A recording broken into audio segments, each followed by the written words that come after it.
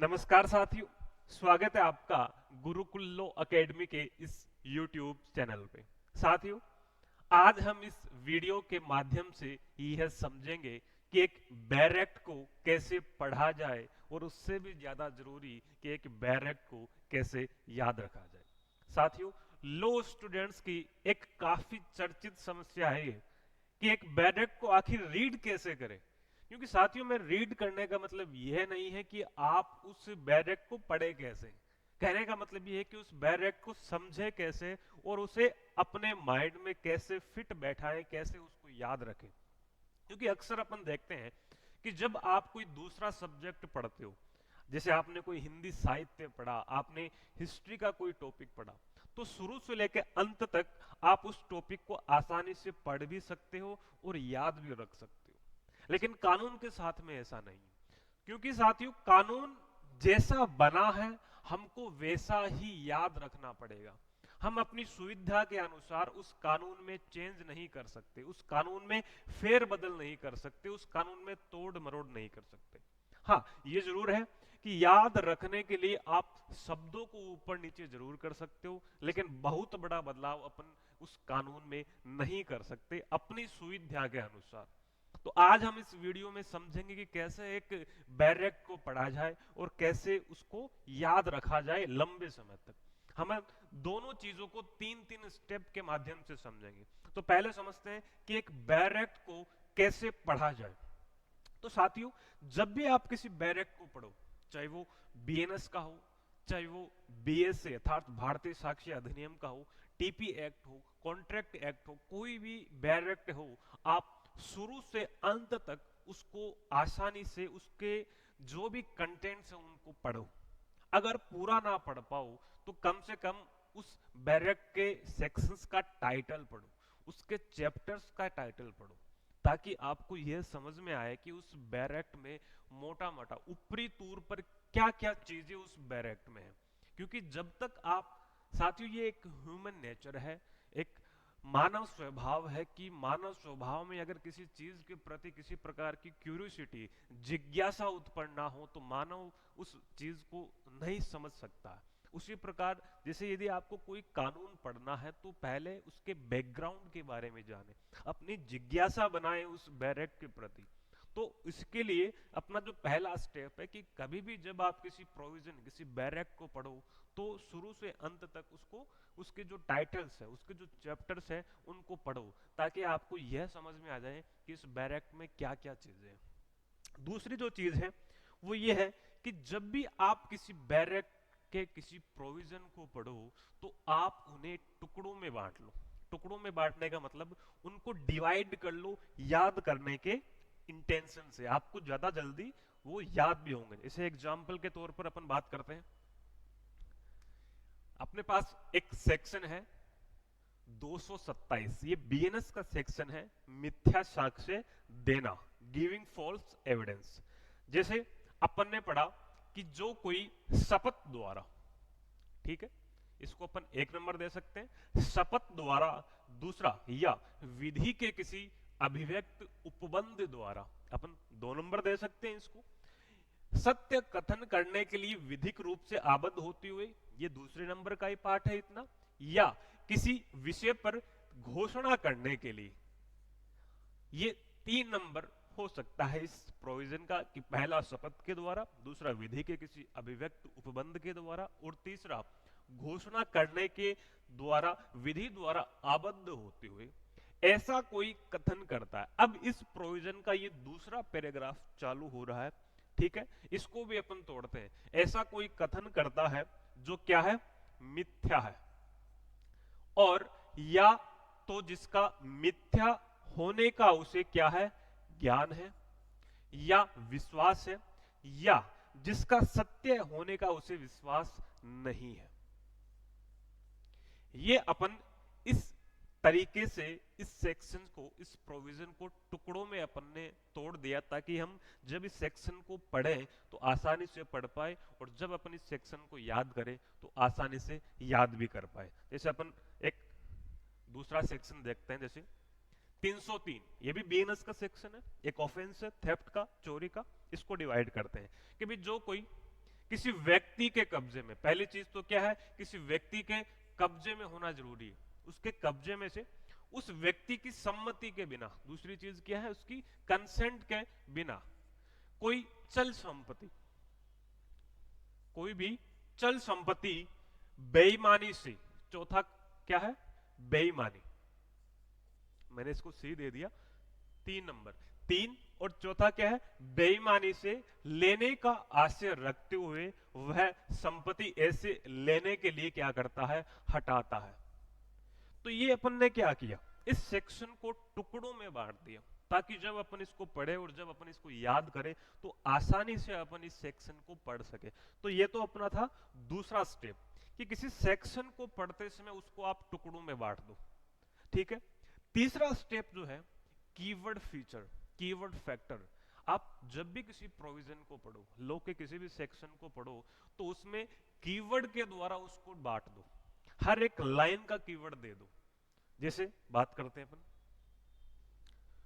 ये एक सेक्शन है बीएनएस का, सेक्शन 45, जितने भी अपन ने सेक्शन अभी डिस्कस किया है ये बीएनएस के हैं, भारतीय न्याय संहिता के, जिसे अपन पहले आईपीसी कहते थे। तो नेक्स्ट सेक्शन है अपना किसी बात का दुष्प्रेरण, अबेटमेंट के रिगार्डिंग ये सेक्शन है, सेक्शन 45। तो अपन तीसरे स्टेप के बारे में चर्चा कर रहे हैं कि जब भी आप किसी सेक्शन को, किसी प्रोविजन को पढ़ो तो उसमें कीवर्ड को यूज करो। तो अपन पढ़ते हैं कि वह व्यक्ति किसी बात को किए जाने का दुष्प्रेरण करता है, अबेटमेंट करता है, यदि वह उस बात को करने के लिए किसी व्यक्ति को क्या करता है, उकसाता है। क्या करता है, उकसाता है। इस लाइन का अपना कीवर्ड क्या हो गया, उकसाना। दूसरा, उस बात को करने के लिए किसी षड्यंत्र में एक या अन्य अधिक व्यक्तियों के साथ में शामिल होता है। तो दूसरी लाइन का अपना कीवर्ड क्या हो गया, षड्यंत्र हो गया। और तीसरा, उस बात को किए जाने में किसी कार्य या अवैध लोप के द्वारा जानबूझकर क्या करता है, सहायता करता है। तो साथियों, कीवर्ड का मतलब कि उस लाइन में से ऐसा शब्द निकालना जो उस लाइन में इंपॉर्टेंट है, उस प्रोविजन में, अर्थात उस लाइन का एक इंपॉर्टेंट वर्ड आप निकालो जिसको आप कीवर्ड के रूप में याद कर सको। फिर स्पष्टीकरण क्या कहता है कि कोई व्यक्ति जो जानबूझकर मिथ्या निरूपण द्वारा, तो यहां पर आप जानबूझकर मिथ्या निरूपण द्वारा या जानबूझकर छिपाने के द्वारा भी क्या है, इस दुष्प्रेरण या अबेटमेंट के ऑफेंस में ये बात भी शामिल है। वैसे ही स्पष्टीकरण 2 है कि जो कोई या तो किसी कार्य को किए जाने से पूर्व या किए जाने के समय उस कार्य को किए जाने को सुकर बनाने के लिए, सुकर मतलब आसान, तो आप ऐसे शब्दों को जिनको आप आसानी से याद रखो किसी प्रोविजन में कीवर्ड बना सकते हो। अब अपना ये कीवर्ड क्या काम आता है, जैसे तो किसी बात को किए जाने का दुष्प्रेरण करता है, दुष्प्रेरण में उकसाना, षड्यंत्र और सहायता करना भी शामिल है। अपन ने इस प्रोविजन को एक ही लाइन में डाल दिया, डिवाइड कर दिया। स्पष्टीकरण फर्स्ट को भी अपन ने एक कीवर्ड दे दिया कि किसी बात को जानबूझकर छिपाना भी इसमें शामिल है। स्पष्टीकरण 2 में भी अपन ने एक कीवर्ड दे दिया कि किसी बात को करने के लिए जब आप आसान बनाने के लिए सहायता करते हो तो वो भी दुष्प्रेरण में शामिल है। तो कीवर्ड के माध्यम से अपन ने इतने बड़े सेक्शन को एक लाइन में तब्दील कर दिया, एक लाइन में बदल दिया। तो ये तो था कि किसी सेक्शन को कैसे पढ़े। 3 स्टेप थे। पहला स्टेप ये था कि उस सेक्शन को शुरू से अंत तक जितने भी उसमें टाइटल है, चैप्टर्स हैं, उनको आप पढ़ लो। पूरा ना पढ़ पाओ तो कम से कम टाइटल पढ़ो। दूसरा स्टेप ये था कि जब भी आप किसी प्रोविजन को पढ़ो तो उसको टुकड़ों में बांट लो, उसको नंबरिंग दो, ताकि आप आसानी से उसको पढ़ सको और याद कर सको। और तीसरा स्टेप ये है कि जब भी आप किसी सेक्शन को पढ़ो तो डायरेक्ट में ही कीवर्ड के नीचे अंडरलाइन कर दो। और ये कीवर्ड आप जब रिवाइज करोगे उस प्रोविजन को, उस सेक्शन को, तब आपका ये कीवर्ड फैक्टर काम में आएगा। क्योंकि जब रिवीजन होता है तब आप पूरे सेक्शन को नहीं पढ़ पाते, आप सिर्फ कीवर्ड को पढ़कर ही आगे बढ़ते हो। अब ये तो था कि किसी प्रोविजन को कैसे पढ़ा जाए। अब है इस वीडियो का मोस्ट इंपोर्टेंट पार्ट कि किसी जो भी प्रोविजन आप पढ़ते हो उसको लंबे समय तक कैसे याद रखा जाए। तो याद रखने के लिए जो पहला स्टेप है वो ये है कि जब भी आप किसी प्रोविजन को याद करो तो शुरू से लेके अंत तक उस प्रोविजन को ध्यान से पढ़ो, धीरे धीरे उस प्रोविजन को पूरा पढ़ लो। जैसे आपको ये प्रोविजन, ये सेक्शन आपको याद रखनी है तो शुरुआत से लेके अंत तक इसको पूरा पढ़ो, ताकि ये समझ में आ जाए कि ये सेक्शन आखिर क्यों बनाया गया है, क्या इसके बनाने के पीछे उद्देश्य है। ठीक है, आपने पढ़ा पहला स्टेप। दूसरा स्टेप, आप उस सेक्शन को, उस प्रोविजन को अपने नोट्स में, अपने राइटिंग में लिखो, मतलब एक तरीके से अपने नोट्स बनाओ, अपने हैंड रिटन नोट्स बनाओ। इससे क्या होगा, जब आपने पहला स्टेप अर्थात उस सेक्शन को पढ़ा तो वो सेक्शन 25% आपके माइंड में याद हो चुका था, वो सेक्शन आपकी शॉर्ट टर्म मेमोरी में जा चुका था। लेकिन दूसरा स्टेप अर्थात जैसे आपने उसको अपने हाथों से अपने नोट्स में लिखा तो जो शब्द आपने पढ़ते टाइम छोड़े थे वो दोबारा आपके माइंड में बारीकी से आपके माइंड में आने लग गए। तो ये सेक्शन आपको 25% और याद हो जाएगा, अर्थात अभी तक आप उस सेक्शन को 50% तक याद कर चुके हो। तीसरा स्टेप ये है कि जब भी आप उस सेक्शन का आपने नोट्स बनाए, आपने अपनी राइटिंग में, उस सेक्शन को एकांत में बैठ जाओ और बोलो, उच्चारण करो, शुरुआत से लेके अंत तक उस सेक्शन को पढ़ो आप, अर्थात बोलो। जैसे आपने बोला, आपके कानों ने सुना, फिर क्या है, ये सेक्शन, ये प्रोविजन आपकी लॉन्ग टर्म मेमोरी में सेव होता रहेगा। क्योंकि साथियों क्या है, जैसे अपन किसी मूवी को देखते हैं, सुनते हैं, तो वो मेमो जो मूवी है उसका हर एक मोमेंट अपने माइंड में छप जाता है। वैसे यदि आप किसी बात को सुनते हैं तो ज्यादा समय तक वो बात आपकी याद रहती है।